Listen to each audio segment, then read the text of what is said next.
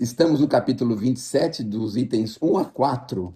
Pedir, obtereis e qualidade da prece. Vamos lá, vamos ver o que o nosso companheiro Kardec reserva aqui para gente. Ele tirou aqui três passagens do Evangelho e mostra para gente sobre essas qualidades. A primeira que ele pegou está lá em Mateus.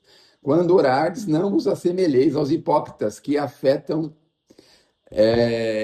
andam afetadamente e oram de pé nas sinagogas. Vocês estão escutando um barulhinho aí?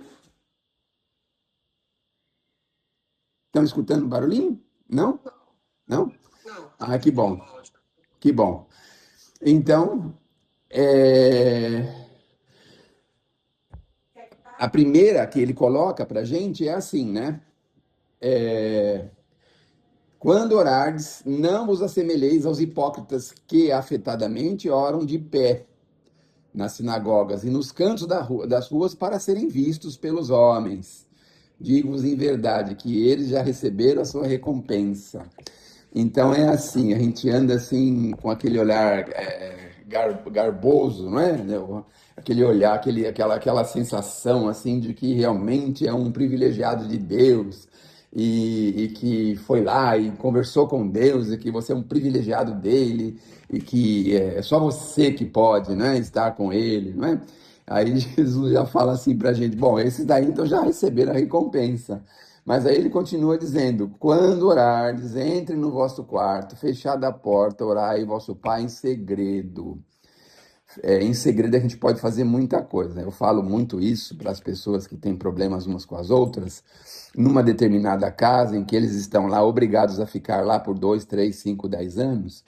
E aí eu falo assim: ninguém precisa saber que você está orando lá para o guarda, ninguém precisa saber que você está orando pela sua inimiga da cela, ninguém precisa ficar sabendo que você está orando pela vítima que você causou problema. Ninguém precisa saber disso. Isso é uma conversa entre você e Deus. Então é mais ou menos o que ele diz assim, ó.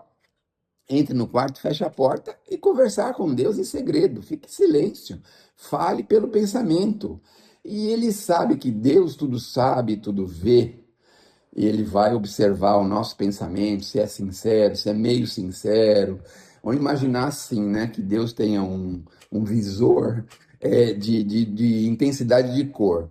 Os pensamentos que não são muito sinceros, assim, são pensamentos meio vermelhos. Aí, conforme vamos ficando cada vez mais sinceros, o vermelho vai indo para a tonalidade verde. Se está totalmente verde, é sinal de que nós temos toda a sinceridade naquilo que nós estamos falando. E aí Deus vai saber como nos ajudar nesse sentido, como nos fazer alguma coisa que possa nos favorecer. E então, é assim, é isso que nós precisamos fazer em silêncio, em segredo. Não cuideis de pedir muito também, né? Porque, ai, tem hora, não sei se já aconteceu com vocês isso. Não tem hora que a gente fica pensando assim, meu Deus do céu, você tá lá, vai assistir uma palestra, aí tem uma pessoa responsável lá para fazer a prece. E a prece da pessoa não termina nunca, meu Deus do céu. Aí daqui a pouco você está vibrando para a pessoa parar, acabar aquela prece. Misericórdia, Senhor, acaba com isso. E aí, e vai, Senhor, e repete Senhor 200 mil vezes. Ai, misericórdia, que a gente não aguenta, meu Deus. E ele fala assim: não vai pedir muito, sabe? Um pedido conciso, não prolixo. Um pedido conciso, Senhor, protege essa plateia aqui, essas pessoas que estão aqui, e ajuda a gente a entender mais e melhor a tua palavra. Meu Deus do céu, e cada um, a saúde deles, a família deles, a rua deles, a casa deles, o país deles, a cidade dele, o planeta dele. Misericórdia. Então, é assim. Não é pela quantidade de palavra que nós somos atendidos. Então, nós precisamos fazer uma coisa que seja bastante, assim, digamos assim, concisa. Aprender a conversar com o Pai de forma concisa. Isso é muito importante, porque o nosso papai do céu, vamos dizer assim, ele sabe as nossas necessidades, não é mesmo? Só que de vez em quando a gente expõe essa necessidade, dizendo: ai, Senhor, essa minha dificuldade está muito pesada para mim. E aí o pai pode até ponderar para a gente, não é? Então, para falar com o Criador, concisão. Evangelho no lar, prece concisa. Às vezes a gente espanta as pessoas do Evangelho no lar, filho, adolescente, genro, cunhado, sogra, espanta, por quê? Porque é aquela prece que ninguém aguenta mais, fica meia hora fazendo a prece e 2 minutos de leitura do Evangelho. Então a prece concisa, Senhor, protege, ajuda aqui a nossa família, aqui dentro da nossa casa, que nós possamos ter um Evangelho bastante eficiente. Meu Deus, por que tanta coisa, não é? Aí, genro não quer participar, filho, criança não quer, porque quem vai fazer a prece? É o fulano, dá licença que nós temos compromisso. Pega, vai todo mundo embora, só fica a pessoa fazendo lá a prece sozinha. Então, não é muito, não é quantidade, na verdade, é efetivamente a concisão e a profundidade e a sinceridade, não é? Então, se você tiver alguma coisa contra o seu irmão, olha a segunda passagem que o Kardec escolheu aqui. Você vai pedir perdão para Deus, primeiro você tem que pedir perdão para o seu irmão, para aqueles que nós ofendemos, ou que nos ofendeu, perdoar a pessoa que nos ofendeu, muitas vezes. Então não precisa você parar o evangelho, ligar para a pessoa, ir na casa dela e falar assim, ó, eu te perdoo, viu? Você errou contra mim, eu te perdoo.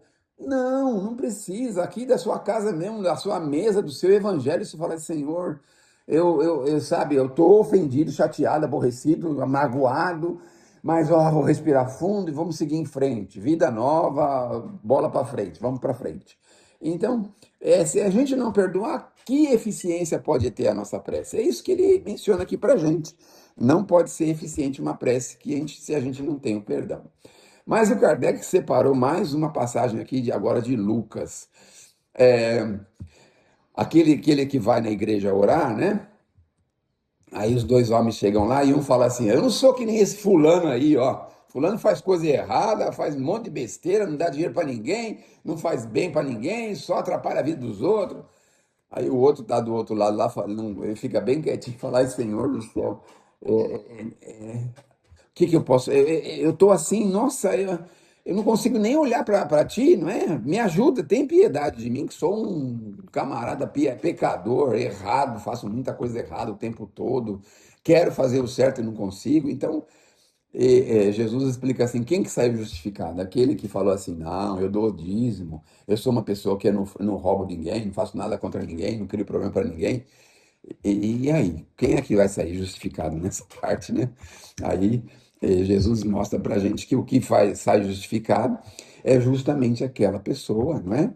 Que se humilhou perante a Deus, não é? Reconheceu os seus erros, aquela que se humilhou e que essas é que serão acertadas, corrigidas, melhoradas, elevadas, porque quem se humilha para Deus, não é? Justamente são esses que são aqueles que são os mais sinceros, por assim dizer. O orgulho muitas vezes não deixa a gente fazer muita coisa, não é? Então, são as três passagens, mas tem mais as três passagens que Kardec decidiu para a gente.